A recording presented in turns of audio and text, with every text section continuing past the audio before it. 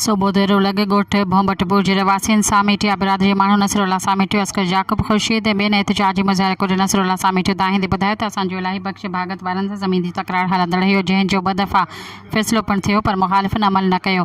16/4/2025 ते असां कणिक जो देरो कढाए राति जी तक़रीबन 1:30 बजे धारे असां कचे मां वापसि अची रहिया हुआसीं त इलाही बख़्श भागत वारनि हमलो करे, जंहिंमें मुंहिंजा भाइर मीरल सामेटियो गोलियूं लॻण सबबु शहीद थी वियो।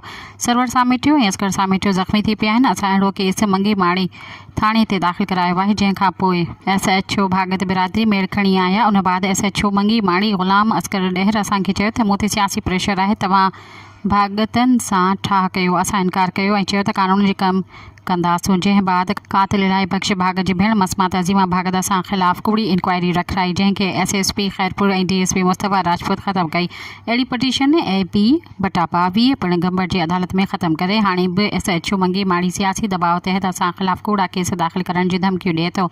चए थो त भागतनि सां ठाह कयो न त तव्हां ख़िलाफ़ ATC जे केस में फासाईंदासीं। अॼु बि भागतनि सां मिली करे भगत करे असांजे अज़ीज़नि जी ज़मीन मां 11 केण पाणी वारो बोर जे गिरणी रिकवर ॾेखारी आहे।